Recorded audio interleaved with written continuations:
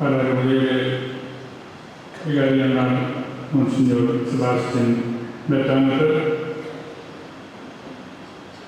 കുടുംബകൂട്ടായ്മയുടെ സ്നേഹ ബഹുമാനപ്പെട്ട ജേക്കബ് ബന്ധങ്ങളിച്ച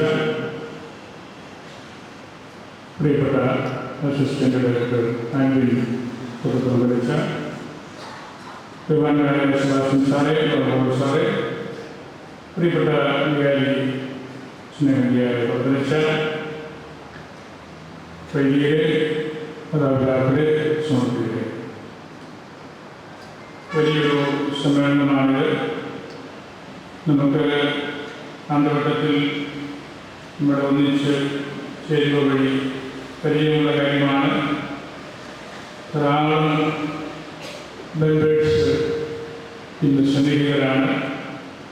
ഞാൻ വിശേഷിക്ക് എത്തുന്ന പള്ളികളിലെല്ലാം കൂട്ടായ്മകളെ കുറിച്ച് അന്വേഷിക്കുകയും വളരെ സജീവമായ രീതിയിൽ യുവാക്കളുടെയും കൂട്ടായ്മയുടെ മുന്നിൽ നിന്ന് പ്രവർത്തിക്കുന്ന ഏതെങ്കിലും ഒന്ന് രണ്ട് പ്രതിനിധികളും അതേക്കുറിച്ച് ഗൗരവമായിട്ട് പങ്കുവയ്ക്കാറുണ്ട്. എല്ലാ പള്ളികളിലും സജീവമായിട്ട് ഉണ്ട്. അതുകൊണ്ട് നമുക്ക് ആത്മസംതൃപ്തിയും പരസ്പര അറിവും സ്നേഹവും എല്ലാം ഉണ്ടാക്കുന്ന ഒരു സംരക്ഷണ വേദി കൂടിയാണ് കുടുംബകൂട്ടായ്മകൾ. ഒറ്റ വാക്കിൽ പറഞ്ഞാൽ സഭയുടെ ഭാവി, നാളത്തെ സഭ കുടുംബ കൂട്ടായ്മകളുടെ കൈകളിലാണ്. വളരെ സജീവമായിട്ട് നമ്മുടെ കൂട്ടായ്മകൾ പ്രവർത്തിക്കുന്ന ഇടവകളിലെല്ലാം അവിടുത്തെ സഭ വളരെ സജീവമാണ്.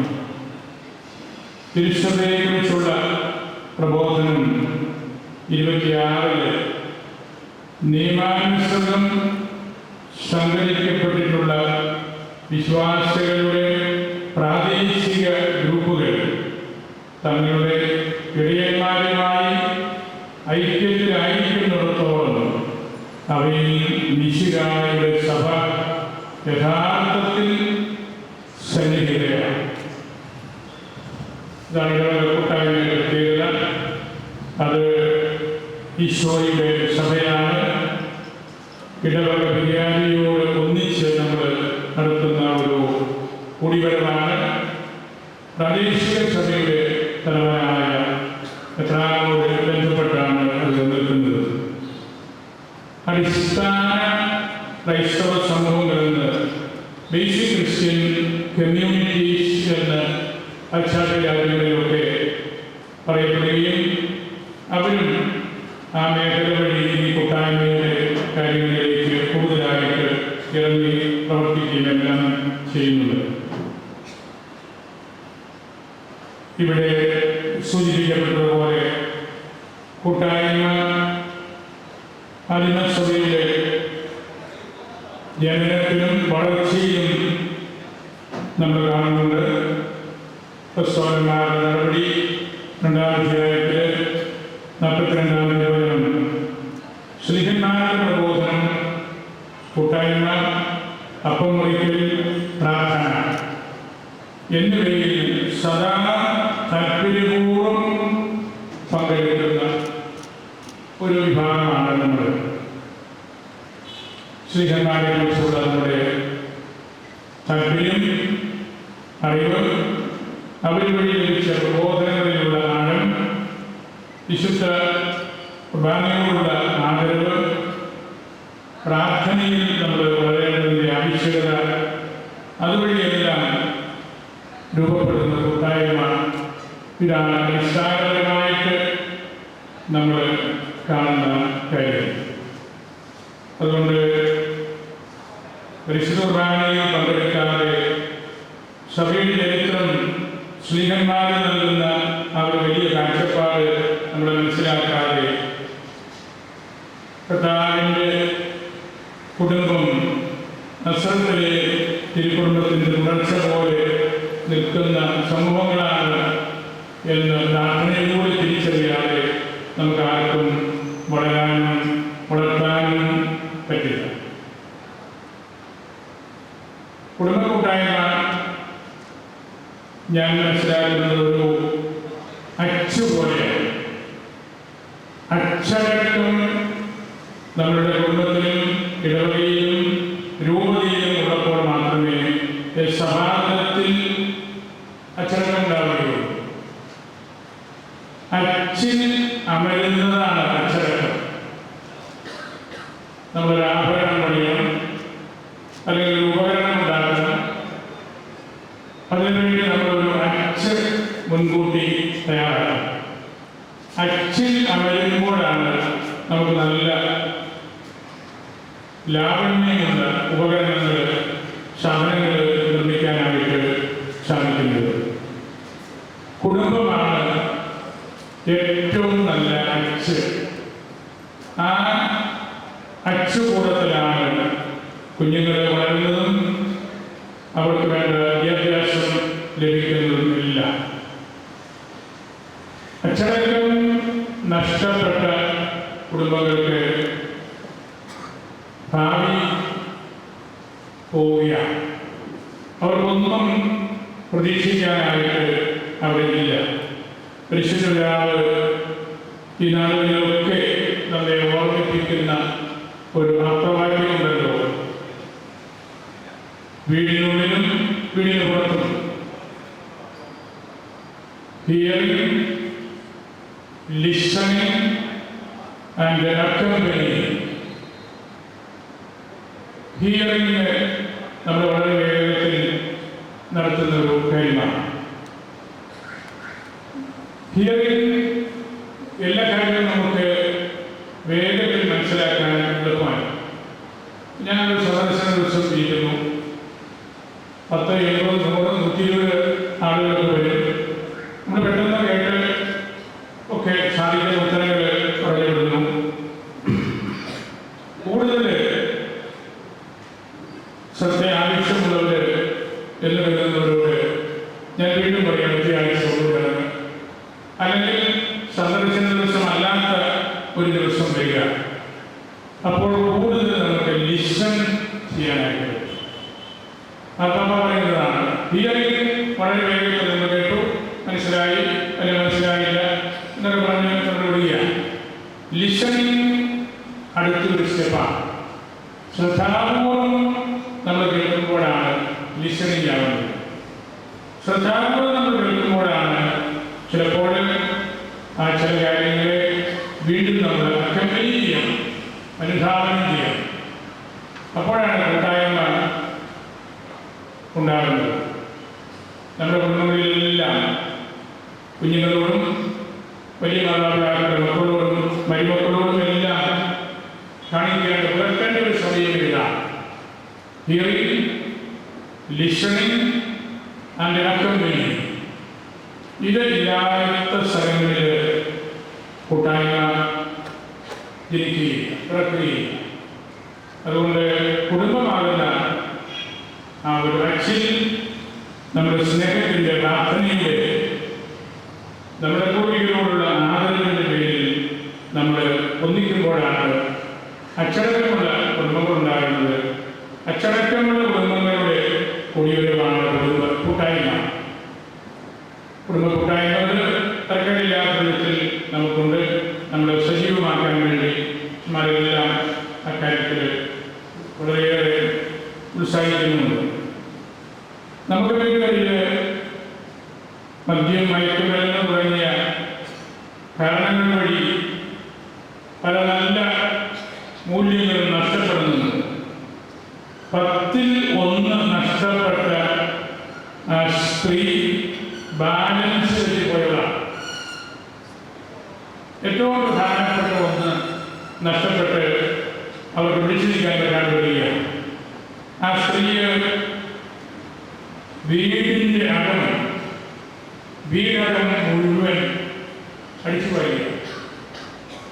നഷ്ടപ്പെട്ടു പോയ ആ കാര്യം തിരിച്ചെടുക്കാൻ വേണ്ടി കിട്ടുമ്പോൾ അയൽപ്പക്കാരെയും ഇഷ്ടപ്പെട്ടവരെയും എല്ലാം വിളിച്ചുകൂട്ടി നന്ദി പറഞ്ഞ് പ്രാർത്ഥിക്കുന്നു.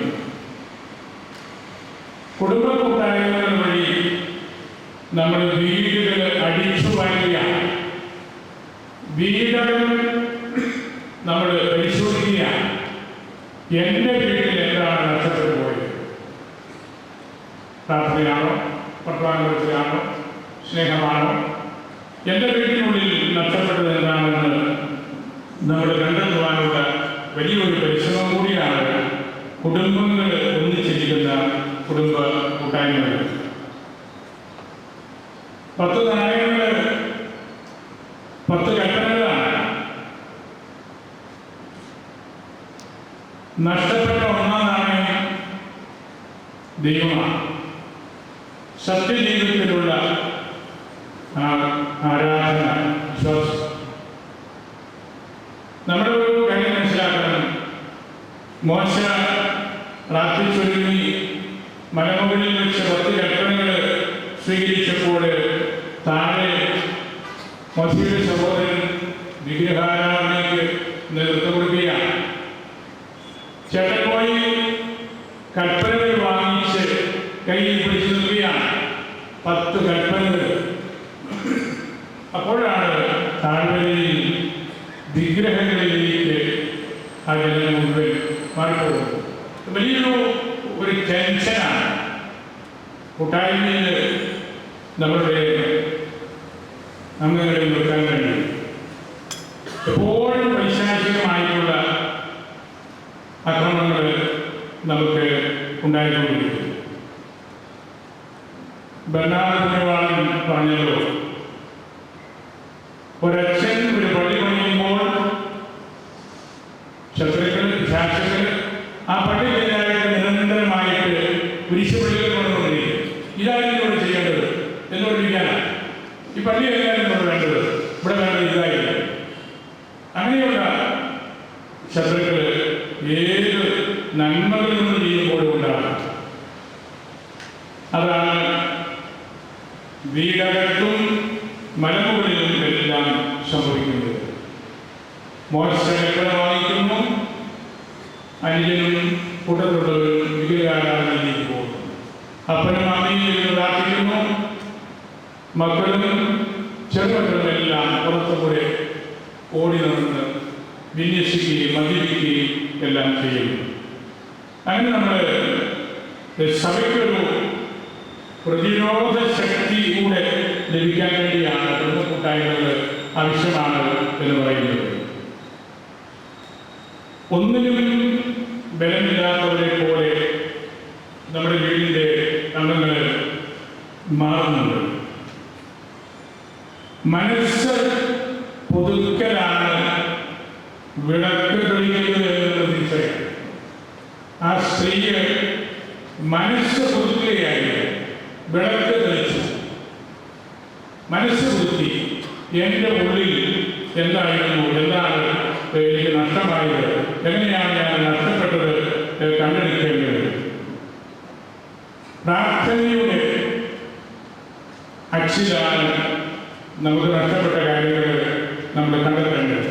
അതുകൊണ്ടാണ് കുടുംബ കൂട്ടായ്മകളിൽ പ്രാർത്ഥനയ്ക്ക്, ദൈവവചന ശ്രവണത്തിന്, ദൈവവചന വ്യാഖ്യാനത്തിന്, സാമൂഹ്യ പ്രശ്നങ്ങൾ പങ്കുവയ്ക്കുന്നതിലെല്ലാം വലിയ പങ്കുണ്ട്, ഉത്തരവാദിത്വമുണ്ട് എന്ന് നമ്മൾ പറയുന്നത്.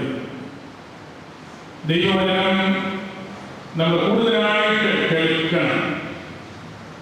നമ്മുടെ ഈ പ്ലാറ്റിനം ജൂബിലി വർഷത്തിൽ ചെയ്ത ഏറ്റവും നല്ല ഒരു കാര്യം, നമ്മുടെ ഒരുപാട് സിസ്റ്റേഴ്സ് നമ്മുടെ രൂപതയിലെ എല്ലാ വീടുകളും കയറി ഇറങ്ങി എന്നുള്ളതാണ്. ഒരത്ഭുതമാണ്. നമ്മുടെ രൂപതയിലെ എല്ലാ വീടുകളും കയറി ഇറങ്ങി അവർ ദൈവവചനം പറഞ്ഞു, ആളുകളെ കേട്ടു, അവരെ ശ്രമിച്ചു, അവരെ പിന്നീട് വിളിച്ച് ആവശ്യമുണ്ടെങ്കിൽ കാണാതെ പറഞ്ഞിട്ടുണ്ട്. ദൈവവചനത്തിൻ്റെ വ്യാഖ്യാനങ്ങൾ കൊടുത്തു, ചെറിയ ഭക്ഷണം കഴിച്ചു. വലിയൊരു നവീകരണമാണ്. അതിനേക്കാൾ വലിയൊരു കാര്യം നമുക്ക് ഈ പ്ലാറ്റിനം ജൂബിലിയിൽ ചെയ്യാൻ പറ്റുമെന്ന് ഞാൻ കരുതുന്നത്. ഇത് വലിയൊരു നവീകരണത്തിനും ആവേശത്തിനും കാരണമായി. പിന്നെ നമ്മുടെ പുതിയ സമ്മേളനങ്ങളൊക്കെ നന്നായിട്ട് നടന്നതിൻ്റെ കാരണവും ഈ സിസ്റ്റേഴ്സ് ഇതുപോലെ ലൈസൻസ് പഠിച്ച് ഓടി നടന്ന് മാസങ്ങളെടുത്ത്, മഴയാണെങ്കിലും വെയിലാണെങ്കിലും അവരൊന്നും വകവയ്ക്കാൻ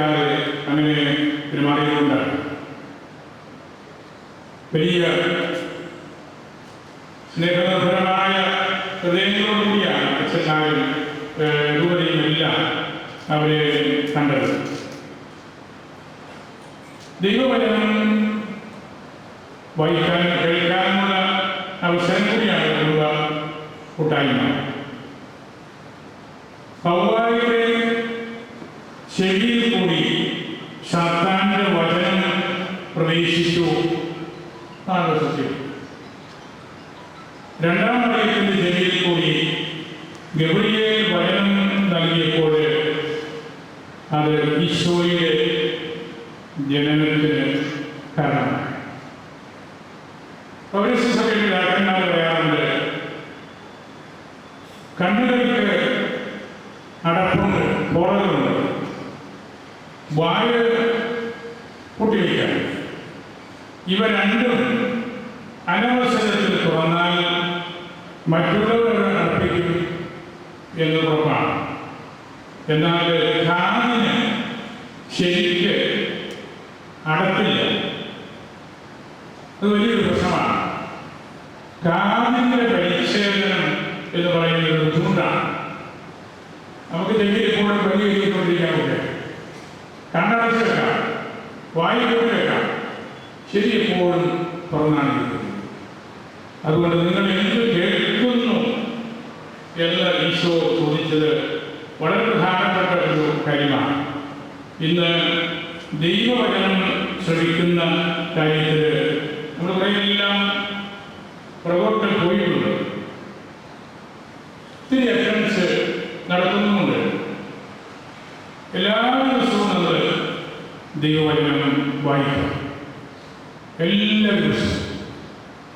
അപ്പോഴാണ് നമുക്ക് മനസ്സിൽ സൂക്ഷിക്കേണ്ട നല്ല ചിന്തകൾ ലഭിക്കുന്നത്. ഈശോയുടെ വേദനകളുടെ സമയത്ത് പത്രോസുമായിട്ട് ബന്ധപ്പെട്ട ഒരു കാര്യം നമുക്കൊക്കെ അറിയാം. ഗാഡൂസ് കന്താത്ത് എന്ന് ലത്തീനിൽ പറയും. കോഴി കൂയി, ഗാഡൂസ് കന്താത്ത്. അത് വലിയൊരു അനുസ്മരണമാണ്. കോഴി കൂകുന്ന ഒരു ശബ്ദമാണ്. എന്നാൽ പത്രോസിനെ ഉണർത്താനായിട്ട് കൂകിയ കോഴിയുടെ കൂവല് അത് വലിയൊരു പ്രഖ്യാപനമായിരുന്നു, ഒരു വിളംബരമായിരുന്നു, ഒരു വിധി പ്രഖ്യാപനമായിരുന്നു. കോഴി വെളുപ്പകാലത്തൊക്കെ പോകും, കോഴി വെള്ളത്തൊക്കെ പോകും, അതൊരു ഉണർത്തുപാട്ടാണ്. പക്ഷേ ഈ കോഴി അസമയത്താണ് കൂകിയത്. അതുകൊണ്ടാണ് വലിയൊരു പ്രബോധനം നൽകുന്നുണ്ട്, ഒരു ഓർമ്മപ്പെടുത്തൽ നൽകുന്നുണ്ട് എന്നെല്ലാം നമ്മൾ പറയുന്നത്. ആ കോഴിയുടെ കൂവല് നിർണായകമായ ഒരു ശബ്ദമായിരുന്നു. നമ്മുടെ കുടുംബങ്ങളിൽ കൊടുക്കേണ്ട ഒരു ശബ്ദം അത്തരത്തിലുള്ളതാണ്. നല്ല ശബ്ദം, അത് അപ്പനിൽ നിന്നാകാം, അമ്മയിൽ നിന്നാകാം, സഹോദരനിൽ നിന്നാകാം. നല്ല ശബ്ദം കേൾപ്പിക്കാൻ കഴിഞ്ഞാൽ നല്ല പ്രബോധനമാണ്, നല്ലൊരു താക്കീതാണ്, നല്ലൊരു വിധി പ്രഖ്യാപനമാണ്. ഇങ്ങനെ ചെയ്യരുത്, അത് തെറ്റാണ്, സഭ പഠിപ്പിക്കുന്നത് അതല്ല, രൂപതയുടെ നിലപാടിലാണ്. അങ്ങനെയല്ല നമുക്ക് പറയാൻ കഴിയുമ്പോഴാണ് കോഴിക്കൂവൽ നമ്മുടെ വീട്ടിൽ നടക്കുന്നത്. ഇന്ന് അങ്ങനെ വേണ്ട സമയത്ത് തക്ക ശബ്ദം കേൾപ്പിക്കുന്ന മാതാപിതാക്കളുടെ എണ്ണവും സ്കൂളിൽ അധ്യാപകരുടെ എണ്ണവും ഒക്കെ കുറഞ്ഞു വരുന്ന ഒരു കാലഘട്ടമാണ്. അതാണ് ഏറ്റവും വലിയ അപകടം. അതുകൊണ്ട് നമുക്കുള്ള ഏറ്റവും നല്ല ഒരു അവസരമായിട്ട് കുടുംബ കൂട്ടായ്മകളെ നമ്മൾ കാണണം. സാമൂഹിക തിന്മകളെ എതിർക്കുന്നതിനും സഭയുടെ പ്രബോധനങ്ങളിൽ ആഴപ്പെടുന്നതിനും അയൽപക്ക ബന്ധം സ്ഥിരീകരിക്കുന്നതിനുമൊക്കെ ഏറ്റവും പ്രധാനപ്പെട്ട ഒരു കാര്യമാണ്. നമ്മുടെ മനസ്സിൽ വീട്ടിൽ സമാധാനമില്ലെങ്കിൽ അവിടെ ദൈവം വസിക്കുകയില്ല, ദൈവം വരില്ല. ദൈവം ഇറങ്ങി പോവുകയുള്ളൂ. പഴയ നിയമത്തിൽ അബ്രാഹാം കൂട്ടായ്മയിലെ വലിയൊരു മനുഷ്യനായിട്ട് നമ്മൾ കാണുന്നുണ്ടല്ലോ. അബ്രാഹാം മാമ്രയുടെ താഴ്വരയിൽ സ്വസ്ഥമായിട്ട് പ്രാർത്ഥനയിൽ ആയിരുന്നപ്പോൾ അദ്ദേഹത്തിന് കിട്ടുന്ന ഒരു വലിയ സൗഭാഗ്യമാണ് അവിടെ വരുന്ന സന്ദർശകർ. മാമ്ര എന്ന് പറഞ്ഞാൽ വിഷൻസ്, ഷാർപ്പ്നെസ് ഓഫ് സൈറ്റ്, ഉൾക്കാഴ്ചകളോടുകൂടി ഇരിക്കുന്ന ഒരു കാരണവർ, സ്വർഗത്തെ നോക്കിയിരിക്കുന്ന ഒരു കാരണവർ, നല്ല കാഴ്ചപ്പാടുള്ള ഒരു ഹൃദയത്തിൻ്റെ കാരണവർ. മാമ്രയുടെ ഓർമ്മകളുടെ, സ്വർഗത്തെക്കുറിച്ചുള്ള ചിന്തകളുടെ ആ ഒരു ഇരിപ്പിൽ ദൈവദേവത്തെ സന്ദർശിക്കുക. അദ്ദേഹത്തിൻ്റെ വിശുദ്ധമായ മനസ്സ് ദൈവത്തിന് ഇരുന്ന് വിശ്രമിക്കാനും ഉണ്ണാനുമുള്ള ഒരു വീടായിട്ട് അബ്രാഹത്തിൻ്റെ ഹൃദയവും സാറായുടെ ഹൃദയവും ആ വീടും മാറുകയാണ്. അബ്രാഹത്തിൻ്റെ കാഴ്ചപ്പാടാണത്, സാറായുടെ കാഴ്ചപ്പാടാണത്. ദൈവം വസിക്കുന്ന സ്ഥലമായിട്ട് ആ വീട്, ആ ഹൃദയം ഒക്കെ മാറി. അവിടെയാണ് ദൈവം തൻ്റെ ദൂതന്മാരോട് ഭക്ഷണം കഴിച്ചത്. അവിടെയാണ് ദൈവത്തിന് വരാനും വിശ്രമിക്കാനും വർത്തമാനം പറയാനും തോന്നിയത്. നമ്മുടെ ഹൃദയങ്ങളുടെ ആവശ്യകതയും ദൈവോന്മുഖമായി നമ്മൾ ചിന്തിക്കുകയും ചെയ്യേണ്ടതിൻ്റെ അടിസ്ഥാനപരമായ ഒരു ചിന്തയും അവിടെയാണ്. കർത്താവിനോട് നിരന്തരമായിട്ട് പ്രാർത്ഥിക്കുമ്പോൾ, പ്രാർത്ഥനയിൽ നിന്നായിരിക്കുമ്പോൾ ദൈവം ഇറങ്ങി വന്ന് നമ്മുടെ മനസ്സിൽ നിന്ന് വിശ്രമിച്ച് ഉണ്ണുകയാണ്, ഭക്ഷണം കഴിക്കുകയാണ്. അതാണ് നമ്മുടെ സന്തോഷം. അത്തരത്തിലുള്ള മനസ്സുകൾ ഒന്നിക്കുമ്പോഴാണ് ശരിക്കുള്ള കൂട്ടായ്മകൾ, കുടുംബ കൂട്ടായ്മകൾ രൂപീകരിക്കപ്പെടുന്നത് എന്ന് നമ്മൾ തിരിച്ചറിയണം. നമുക്കിന്ന് വലിയൊരു ശ്രവണം ദൈവ പഠനത്തെക്കുറിച്ചും കൂട്ടായ്മയെക്കുറിച്ചും സഭയുടെ പ്രബോധനങ്ങളെക്കുറിച്ചും എല്ലാം ആവശ്യമായിരിക്കുന്ന ഒരു കാലഘട്ടത്തിലാണ് നമ്മൾ ജീവിക്കുന്നത്.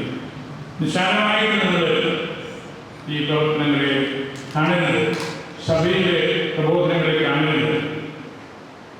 ഒരു വലിയ ജർമ്മൻ പണ്ഡിതൻ ഒരിക്കൽ പറഞ്ഞു, നമ്മളുടെ സഭയുടെ പ്രബോധനങ്ങളും ചരിത്രവും ആരാധനക്രമവുമെല്ലാം നമ്മുടെ സർവ്വകുറിച്ച് മാത്രമല്ല, പൊതുവിൽ ക്രിസ്ത്യാനിറ്റിയെ കുറിച്ച്. Sometimes we have taken it or taken them as a joke, ഒരു തമാശയായിട്ട് നമ്മൾ എടുത്തു. മറ്റവസരങ്ങളിൽ we considered them as yoke, നുകം, ഭാരം. ഒട്ടുമിക്ക അവസരത്തിലും നമ്മളത് തമാശയായിട്ട് എടുത്തു. സഭാചരിത്രം, ഡോഗ്മ എന്താണ് ഫ്രാൻസിക്കാർ പഠിക്കട്ടെ, അതാണ് ജോക്കായി എടുക്കുന്നത്. മറ്റു പല അവസരത്തിലും നമ്മളത് യോക്കായിട്ട്, ഭാരപ്പെട്ട കാര്യങ്ങളായിട്ട് എടുത്തു. അങ്ങനെ ഇരു സമീപനങ്ങളിലൂടെയും നമ്മുടെ പ്രബോധനങ്ങൾ ഒരുപാട് കാര്യങ്ങൾ നമുക്ക് നഷ്ടപ്പെട്ടു. പരിശുദ്ധരാവ് ഈ വർഷത്തെ ജൂബിലി വർഷമായിട്ട് നമുക്ക് നൽകിയപ്പോൾ പരിശുദ്ധരാവ് ഉദ്ദേശിക്കുന്നത് ഇതെല്ലാം നമ്മുടെ ഹൃദയത്തിൽ ഒന്നുകൂടെ പഠിച്ച് എടുത്ത് ഒരുങ്ങി നല്ല ഫലങ്ങൾ പുറപ്പെടുവിക്കുന്ന വ്യക്തികളായിട്ട് മാറണം എന്നതാണ്. സഭയിൽ ദുഃഖകരമായ ഒട്ടനവധി കാര്യങ്ങളുണ്ട്. വേണ്ട കാര്യങ്ങൾ നമ്മൾ പഠിക്കുകയും പഠിക്കുകയും അത് പാലിക്കുകയും ചെയ്യാതെ പോകുമ്പോഴാണ് ഞാൻ ആദ്യം പറഞ്ഞ അച്ചിൽ നിന്ന് നമ്മൾ മാറി വഴുതി നമ്മൾ നടക്കുന്ന വഴിയിലൂടെയെല്ലാം പോകുന്നത്. അതുകൊണ്ട് ഈ കുടുംബ കൂട്ടായ്മ സ്നേഹത്തിൻ്റെ ഒരു ചങ്ങലയാണ്. കുടുംബ കൂട്ടായ്മ ഒരു ചൂരയുടെ കയ്യിൽ പിടിച്ചുകൊണ്ട് നിൽക്കുന്ന ടീച്ചറാണ്. അവിടെ ഒരു പ്രബോധനം നമുക്ക് നൽകുന്നുണ്ട്. അവിടെ ഒരു റൂട്ടിങ്, ഒരാഴപ്പെടൽ സംഭവിക്കുന്നുണ്ട്. അവിടെ ഒരു അയൽപക്ക ബന്ധം വളരുന്നുണ്ട്. അവിടെ വിശുദ്ധായെക്കുറിച്ചുള്ള നല്ല ചിന്തകൾ നമുക്ക് കൂടുതൽ കിട്ടുന്നുണ്ട്. നമുക്ക് ഫലങ്ങൾ പുറപ്പെടുവിക്കാൻ സാധിച്ചില്ലെങ്കിൽ കർത്താവ് എന്തെങ്കിലും നമ്മളെ ഉണക്കിക്കളയും. നല്ല എക്കോ ഫ്രണ്ട്ലി ആയിട്ടുണ്ടായിരുന്ന ഒരു അച്ഛനുണ്ടായിരുന്നത് ഇന്നത്തെ ഭാഷയിൽ പറഞ്ഞാൽ ലോകത്തിലെ ഏറ്റവും എക്കോ ഫ്രണ്ട്ലി ആയിട്ടുള്ളവരായിരുന്നു. ഒറ്റ നിമിഷം കൊണ്ട് ഈ ചോദ്യങ്ങൾ ഒറ്റ നിമിഷം കൊണ്ട്, കാരണം അതിന് ഫലം നൽകാനായിട്ട് പറ്റിയില്ല. ശിഖരങ്ങളും ഇലകളും എല്ലാം സമൃദ്ധമായിട്ടുണ്ടായിരുന്നു. പക്ഷേ അതിനിടയിൽ ഈശോ എന്ത് പ്രതീക്ഷിക്കുന്നുവോ ആ നല്ല ഫലങ്ങൾ പ്രകടിപ്പിക്കാനായിട്ട് സാധിക്കും. നമ്മൾ നല്ലപോലെ അധ്വാനിക്കണം. ഞാൻ അച്ഛന്മാരുടെ വീട്ടിലൊക്കെ പറയാറുണ്ട്, 24 മണിക്കൂർ നമ്മൾ ജോലി ചെയ്യും. പഠനമായിട്ടും പ്രാർത്ഥനയായിട്ടും ശുശ്രൂഷയായിട്ടും എല്ലാം 24 മണിക്കൂറും നമ്മൾ ജോലി ചെയ്താൽ നമുക്ക് കൂട്ടായ്മയിൽ നമ്മുടെ ജോലിയെയും നമ്മുടെ ദൈവജനത്തെയും നമുക്ക് നിർത്താനായിട്ട് സാധിക്കുകയുള്ളൂ. ഒരുപാട് കാര്യങ്ങൾ മൂടിപ്പോയിട്ടുണ്ട്, മറയ്ക്കപ്പെട്ടിട്ടുണ്ട്. ഞാനൊരു നിമിഷം എടുത്ത് അവസാനിപ്പിക്കാം. പഴയ നിയമത്തിൽ നമ്മൾ വായിക്കുന്ന 26 വായിക്കുന്ന സംഭവം ഉണ്ടല്ലോ. ഒരുപാട് കിണറുകൾ അബ്രാഹത്തിന്റെ കാലത്തുണ്ടായിരുന്നത് ഫിലിസ്ത്യക്കാർ മൂടിക്കളഞ്ഞു. അബ്രാഹത്തിന്റെ മകൻ ഇസ്ഹാക്ക് വന്നപ്പോൾ അദ്ദേഹം ചെയ്ത ഒരു കാര്യം, ഈ കിണറുകളെല്ലാം അദ്ദേഹം തെളിച്ചു. മണ്ണ് കോരിക്കളഞ്ഞ് എല്ലാ കിണറ്റിൽ നിന്നും വെള്ളം കിട്ടി, മണ്ണ് മാറ്റി, ജലം കിട്ടി. അദ്ദേഹം കിടത്തിയ കൃഷികൾക്ക് 100 മേനി വിളവ് കിട്ടി. ന്യൂ ടെസ്റ്റമെന്റിന്റെ ഒരു മുന്നാസ്വാദനമാണ്. 100 മേനി വിളവ് ഈശോയാണ്. അത് പഴയ നിയമത്തിൽ അബ്രാഹം ബാർലി കൃഷി നടത്തി എടുത്ത കാര്യമാണ്.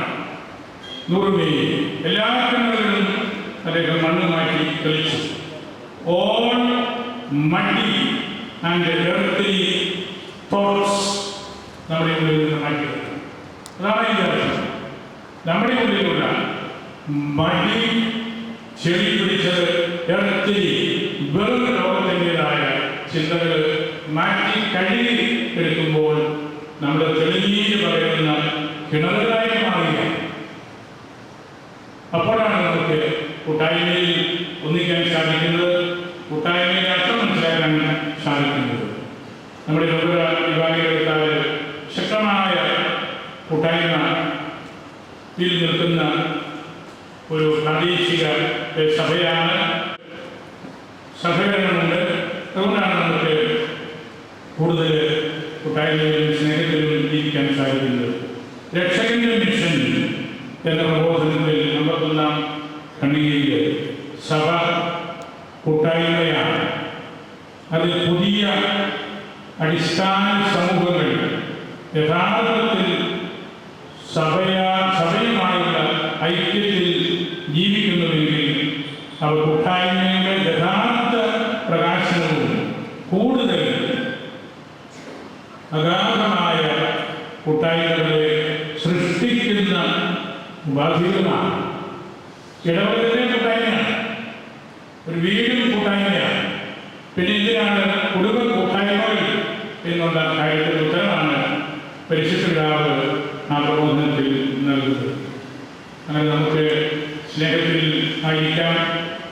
നമ്മളുടെ നഷ്ടപ്പെട്ട നാണയങ്ങൾ നമുക്ക് കണ്ടെത്താം.